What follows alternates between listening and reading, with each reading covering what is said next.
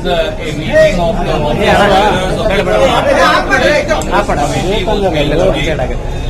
It was an extremely fruitful discussion. The PCC president has already briefed you. CLP leader Siddaramaiah Saab will also brief you. I and Khadge Saab are here to discuss with you very briefly an issue of national importance and an issue that affects the common people of Karnataka that Prime Minister of India Shri Narendra Modi has raised today. Today Prime Minister Shri Narendra Modi asked the Congress and Congress allies governments and opposition governments of Rajasthan, of Chhattisgarh, of West Bengal, of Telangana, of Tamil Nadu, of Jharkhand and other opposition governments to reduce the VAT or excise duty on petrol and diesel. He said he is not criticizing, but Government of India has reduced and that's why they should also reduce. We have 5 simple questions from the Honorable Prime Minister. Modi ji, no criticism, no distraction, no jumla. Please answer straight questions to people. Question number 1. During Congress government, excise duty on petrol was 9 rupees 48 paisa per litre. You have raised the excise duty to rupees 27.90 or 28 rupees per litre. When will you roll back excise duty of 18 rupees 18.42 per litre on petrol? During Congress government, during Sardar Manmohan Singh led government, excise duty on diesel was rupees 3.56, 3 rupees 56 paisa per litre. Modi ji, you have increased the excise duty on diesel to 21 rupees 80 paisa per litre. No criticism, no distraction, no jumla. When will you roll back and give relief to farmer and everyone else? The hike of excise duty of 18 rupees 24 paisa per litre. Question number 2. In last 8 years of BJP government rule in India, government has collected 27 lakh crore from excise duty on petrol and diesel. When will you give relief of this 27 lakh crore to people of India, to the common people of India? Question number 3. The subsidized gas cylinder during Congress government in 2014 was rupees 400 for a 14 kg of cylinder. You have increased the price to almost 1,000 rupees per cylinder. When will you roll back the price to 400 rupees and give relief to common people? Congress government, Manmohan Singh ji's government, used to give an annual subsidy of rupees 1,50,000 crore on petrol, diesel and gas. Modi ji, you have abolished that subsidy. When will you start giving that subsidy plus the 8-year inflation? These are the 4 or 5 simple questions that people of India want to know from you. And fifthly, when will you ask Karnataka government? When will you ask Madhya Pradesh government? When will you ask Gujarat government? When will you ask UP and Bihar government? When will you ask Himachal, Uttarakhand and Assam government to roll back VAT that they impose on people of those respective states? Let's join hands together instead of criticizing, and you do away with the profit of 27 lakh crore that you have fleeced from people of India. Congress government and opposition governments will cooperate with the people as we have rolled back VAT in Rajasthan, in Chhattisgarh, in Jharkhand and other states.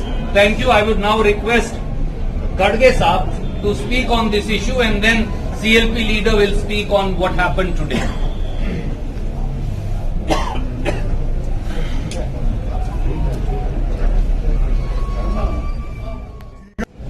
Surjewala ಸಾಹೇಬರು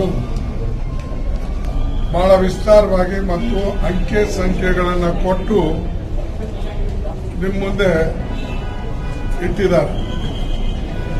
ಮೋದಿಜಿಯವರು ಈಗ ಹೊಸದಾಗಿ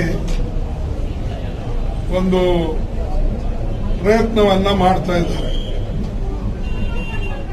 ಈಗಾಗಲೇ ಅವರು ಸಾಕಷ್ಟು diesel, petrol, LPG, gas pipe ಇದರ ಎಲ್ಲದರ ಮೇಲೂ ಕೂಡ ಸಾಕಷ್ಟು ಅವರು ಎಕ್ಸೈಸ್ ಡ್ಯೂಟಿಯನ್ನು ಹಾಕಿ ಸುಮಾರು 27 ಲಕ್ಷ ಕೋಟಿ ಇವತ್ತಿನ ದಿವಸ ಅವರು ಸಂಪಾದನೆ ಮಾಡಿದ್ದಾರೆ. ನೀವು ಆ 27 ಲಕ್ಷ ಕೋಟಿದಿಂದ ಕನಿಷ್ಠ ಅರ್ಧ ಆದರೂ ಸಬ್ಸಿಡಿ ರೂಪದಲ್ಲಿ ಜನರಿಗೆ ಕೊಟ್ಟರೆ ಎಷ್ಟೋ ಸಮಾಧಾನ ಆಗ್ತದೆ. ಅದನ್ನ ಬಿಟ್ಟು ಎಲ್ಲಿ ನಾನ್ ಬಿಜೆಪಿ ಗವರ್ಮೆಂಟ್ಗಳಿವೆ ಆ ಗವರ್ಮೆಂಟ್ಗಳಿಗೆ ಉಪದೇಶ ಮಾಡ್ತಾ ಇದ್ದಾರೆ.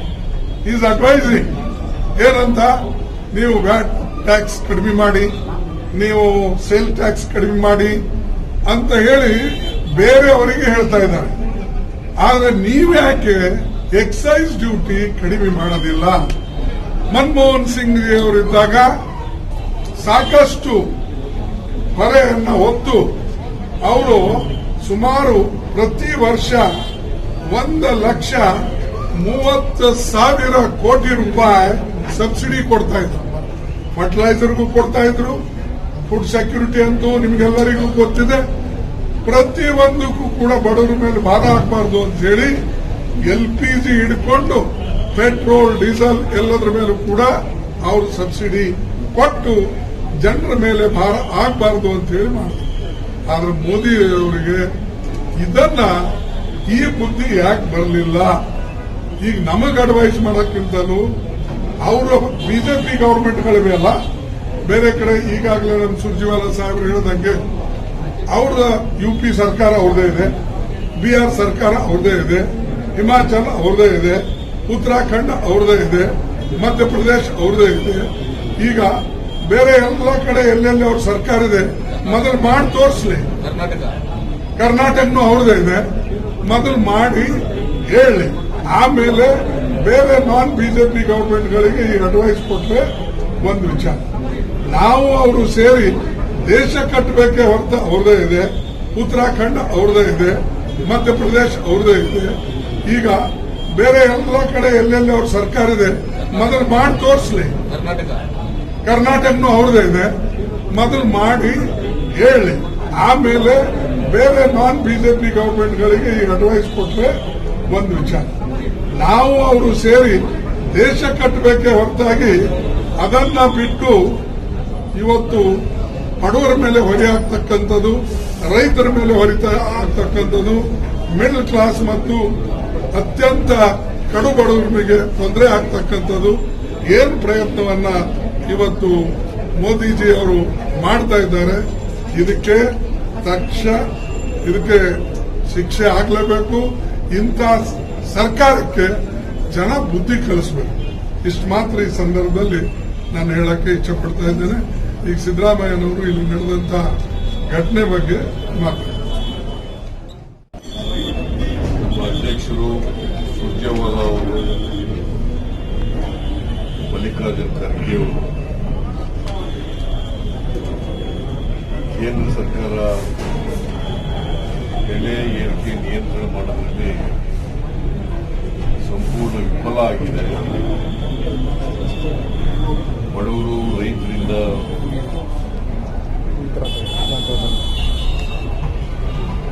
ಯಥಾತಥ್ವ ತೆರಿಗೆ ವಸೂಲು ಮಾಡ್ತಾ ಇದ್ದಾರೆ, ಕೊಳ್ಳೆ ಹೊಡಿತಾ ಇದ್ದಾರೆ ಅನ್ನೋದ್ರ ಬಗ್ಗೆ ಪ್ರಸ್ತಾಪ ಮಾಡಿದ್ದಾರೆ. ನಾನು ಅದರ ಬಗ್ಗೆ ಮತ್ತೆ ಮಾತಾಡೋಕ್ಕಾಗಲ್ಲ. ಇವತ್ತು ಕರ್ನಾಟಕ ಪ್ರದೇಶ ಕಾಂಗ್ರೆಸ್ ಸಮಿತಿಗೆ 40 ಜನ ಉಪಾಧ್ಯಕ್ಷರುಗಳು ಮತ್ತೆ 109 ಜನ ಪ್ರಧಾನ ಕಾರ್ಯದರ್ಶಿ ನೇಮಕ ಆಗಿದ್ದಾರೆ. ಅವರೆಲ್ಲರ ಸಭೆ ನಡೀತಿದೆ. ಆ ಸಭೆಗೆ ಇದರಲ್ಲಿ ಭಾಗವಹಿಸಿದಂತ ಸುರ್ಜೇವಾಲಾ ಅವರು, ಶಿವಕುಮಾರ್ ಅವರು, ಮಲ್ಲಿಕಾರ್ಜುನ್ ಅವರು, ನಾನು, ಹರಿಪ್ರಸಾದ್ ಅವರು, ಎಂಪಿ ಪಾಟೀಲ್ ಅವರು, ನಾವೆಲ್ಲರೂ ಕೂಡ ಅವರ ಜವಾಬ್ದಾರಿಗಳ ಬಗ್ಗೆ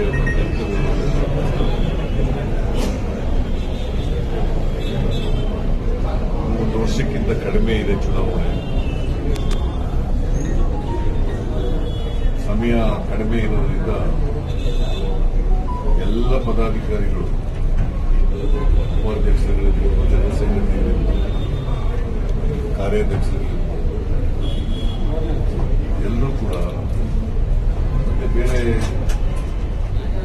ನಾಯಕರುಗಳು ಎಲ್ಲರೂ ಕೂಡ 24/7 ಕೆಲಸ ಮಾಡಬೇಕು ಅಂತೇಳಿ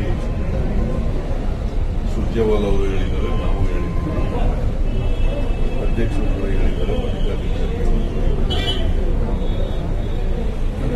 ಇವತ್ತು ಈ ಸರ್ಕಾರದಲ್ಲಿ ವ್ಯಾಪಕವಾಗಿ ಭ್ರಷ್ಟಾಚಾರ ನಡೀತಾ ಇದೆ. ಬೆಲೆ ಸುಲಿಗೆ ಮಾಡ್ತಾರೆ. ಇನ್ನೊಂದು ಕಡೆ ವ್ಯಾಪಕವಾದಂತಹ ಭ್ರಷ್ಟಾಚಾರ ನಡೀತಾ ಇದೆ. ಎಲ್ಲ ಇಲಾಖೆಗಳಲ್ಲೂ ಕೂಡ ಭ್ರಷ್ಟಾಚಾರ ನಡೀತಾ ಇದೆ. ಕಾಂಟ್ರಾಕ್ಟರ್ಸ್ ಅಸೋಸಿಯೇಷನ್ ಅವರು 40% ಲಂಚ ಕಮಿಷನ್ ಕೊಡಬೇಕಾಗಿದೆ, ಲಂಚ ಕೊಡಬೇಕಾಗಿದೆ.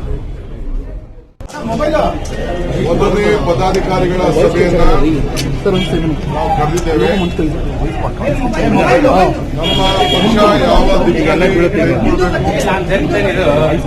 ಏನು ನಮ್ಮ ವಿಚಾರಗಳು ಏನು ಅಂತೇಳಿ ನಾವೆಲ್ಲ ಚರ್ಚೆ ಮಾಡಿದ್ದೇವೆ. ಸೊ ಮುಂದಕ್ಕೆ ಈ ರಾಜ್ಯದಲ್ಲಿ ಆಗ್ತಾರಂತ ಜನರ ವಿರೋಧಿ ನೀತಿಯನ್ನ ಜನರ ಮಧ್ಯೆ ತೆಗೆದುಕೊಂಡು ಹೋಗ್ಲಿಕ್ಕೆ ನಾವೆಲ್ಲ ಕಾರ್ಯಕ್ರಮವನ್ನ ರೂಪಿಸಿದ್ದೇವೆ.